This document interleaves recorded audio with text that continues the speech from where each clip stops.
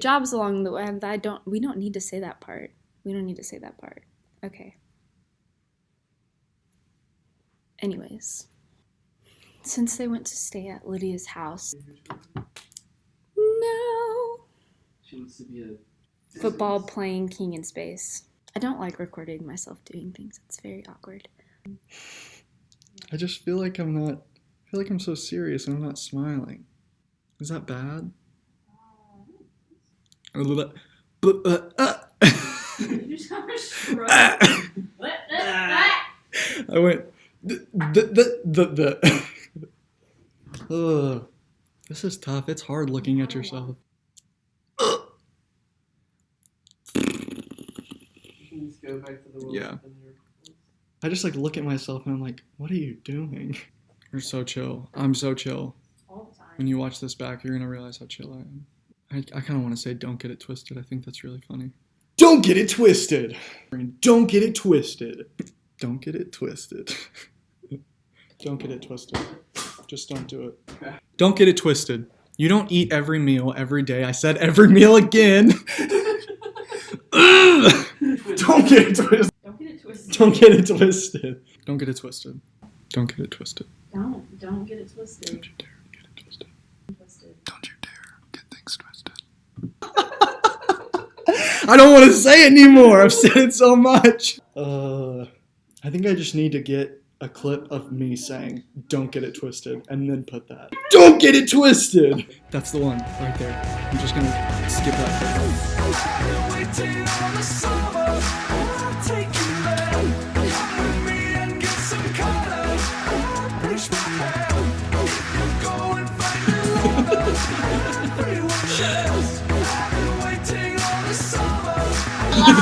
My whole back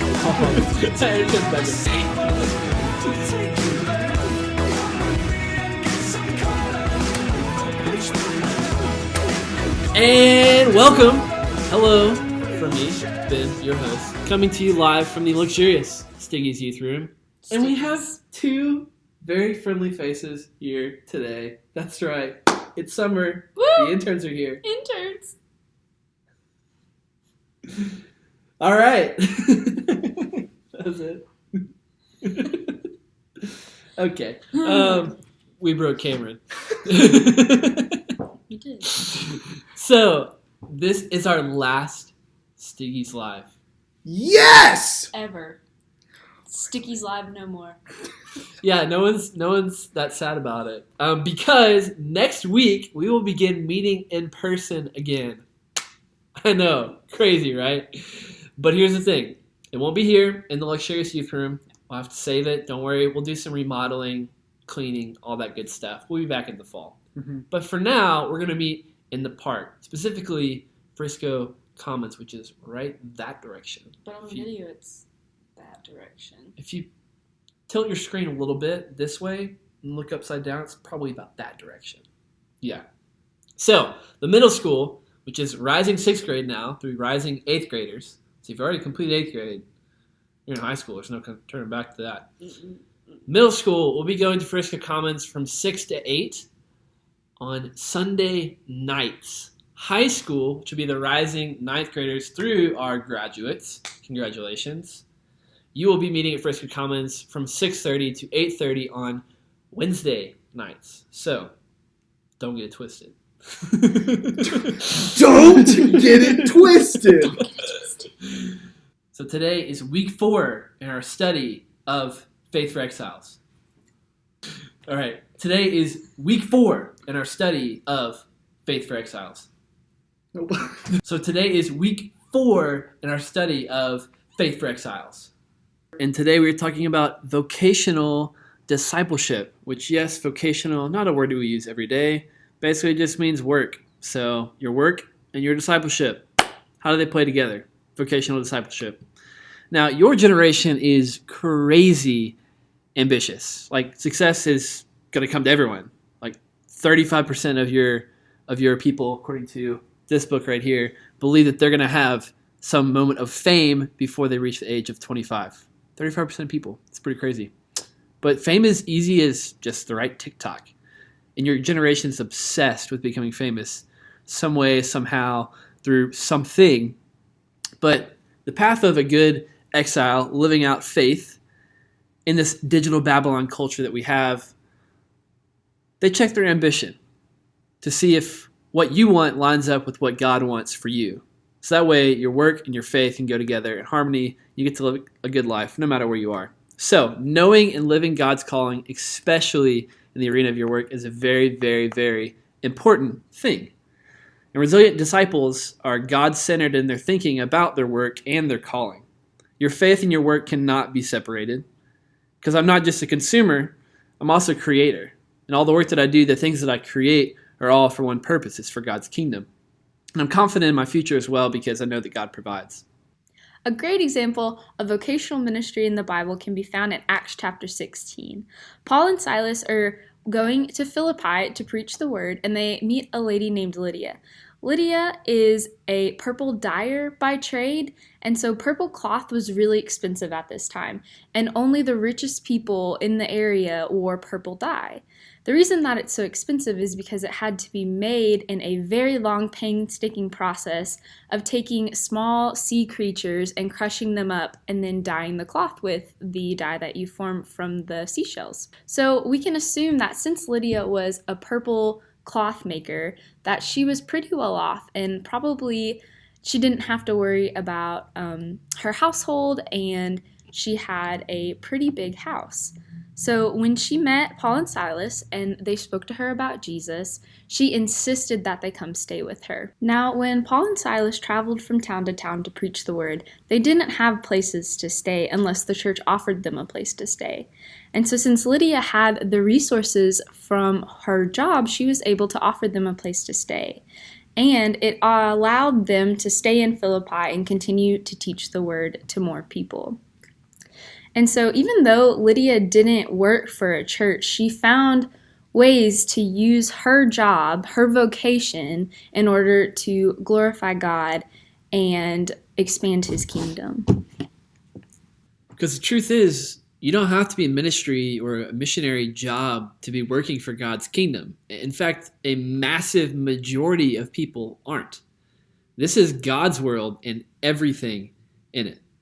Colossians 3:23 says, "Work willingly at whatever you do, as though you're working for the Lord rather than for people." That attitude, living out that attitude with a kingdom purpose, is how you stay grounded in your faith, going about your work day to day over a lifetime.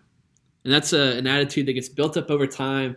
And the longer you work with that attitude, the stronger it gets in you and the stronger your faith becomes. And I've got to see this attitude played out so many times over life. It is everywhere around us. I mean, one example from yesterday. At our church, somebody was laid off and they said, "Well, I have money, I'm okay. Is there any work I can just do for the church? I just want to use my hands. I just want to do some work." And so they came up here and changed all the light bulbs that are missing, that are out. I mean, that's kingdom work. That's working for a purpose. Like, we need lights in our building for things to work, right? Another example I can think of is our building committee that's here. We have 3 men on our committee that work in Frisco doing commercial real estate, which we're trying to sell our building and buy another building, and also buy a building in Salina or rent a building or whatever. All of that very confusing stuff. But those 3 guys, the thing they do all day long is buy and sell building and properties and all these different things. So our church needs that, and now they say, "Great, I'll volunteer." So they step in using those things they've done to directly benefit our church. It's a big, big help. So when I was at Harding, I met this guy named Adam, who he's worked in Nashville and LA. And if you know anything about those 2 cities, kind of their main industry is entertainment. So in LA, he worked on a lot of films, worked with just stage production crew type stuff. In Nashville, he actually made some music for some pretty big movies, but a very, very humble guy, and a guy that knew how to live out his life, do his work in a way that preached the gospel. Super cool guy. He said something interesting, though, that I'll never forget. And it's that so many Christians wanted to show up to LA and just step on the scene and just show off their faith and show how things are done and try to make sure that the projects that they're working on are specifically speaking about God, even though it's corporations like Disney that don't value the things that Jesus values, or just different Sony Entertainment type things. It's all different things, but his point was to put the fingerprints of God throughout the projects of whatever he was working on. And so his thing was, okay, if you want to come out to LA, if you want to work on something, great. If you want to have a Christian influence, man, it is needed. There's a lot of us out here, but there's even more that's needed. But if you want to have a true, good vocational ministry, if you want to come work on set and honor Christ in the way that you work, be the one who's willing to move the porta potty. Because it has to happen. On set, someone's got to move that big toilet around. Guess what? No one wants to. But be the one to say, no, I work for the Lord, not for man. So this job has to get done. I'll do it. Even if no one else wants to do it, I'll do it. And to him, that was vocational ministry. And that type of work ethic, that willingness to serve, that's so different from everyone else who's on set. When that happens, that's when Christ gets preached. That's when people say, okay, something's different about the way that you're working. If you're not worried about, oh, I don't want the lowest job on the totem pole, I don't want the worst, all that kind of, you're just freed up to work. You get to just be yourself and work, and it's a beautiful thing. So I'll never forget what Adam said. If you're not willing to move the toilet, don't come on set. And one example I can remember that I will never forget is when Katrina hit Mississippi, we took some supplies down to the coast, and we had a lot of water to unload for the people that were down there. But we didn't have room in our cars. We didn't have enough room on trailers. But there was a guy who had an 18-wheeler. He'd been driving it his whole life. And he said, well, I've got 8 hours. I can run 3 hours down there, 3 hours back, and get a little sleep before I head out on my next shift, which is crazy. But he said, sure, let's do it. So he loaded up his 18-wheeler to the top with food, supplies, water, everything that's needed for the people down there. When we got there, he said, all right, we got to get unloaded. I got to go. Next shift's coming up. I can't miss it. I don't want to get fired, all that kind of stuff. So he backed his 18-wheeler within 2 inches towards another 18-wheeler, all the way in the parking lot, backed it all the way around so that you could walk on either side of the 18-wheeler, and there was space in between for us to take stuff out of his 18-wheeler and put it in another one for storage. It was amazing. He just wheeled the whole thing around the parking lot, just backed it up 100 yards, perfect, 2-inch space on the side. It was amazing. I just remember thinking, this is the most talented thing I've ever seen in my life.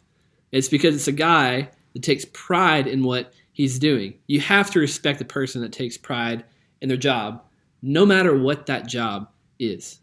Most teens in today's day and age are really focused on getting a good job that pays well and something that they feel like they can make a difference in. However, you don't really have to have a high-paying job in order to make a difference in today's world. In fact, most of us aren't going to make a whole lot of money or be famous. Something this crazy ambitious generation needs is to prepare for when there are times in your life that you aren't successful. Because at the end of the day, even during those times, your work can still glorify God.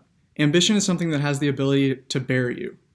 If your work ethic doesn't equal your ambition, then you're destined to burn out. You're not going to be able to keep up with your ambition if you don't put in the time and effort that's required to reach your goals. The idea is to want something, desire working hard for it, and then earn that the right way. Matthew 6:33 says, "Seek first his kingdom and his righteousness, and all these things will be added unto you." Don't get it twisted. All of your meals aren't given to you because your parents have well-paying jobs. You get all of your meals because God provides for you. I didn't wake up this morning because my alarm clock went off. I woke up because God sustained me throughout the night. That's something you need to learn now. The world doesn't depend on your performance, and the kingdom of God definitely doesn't depend on how much money you can raise.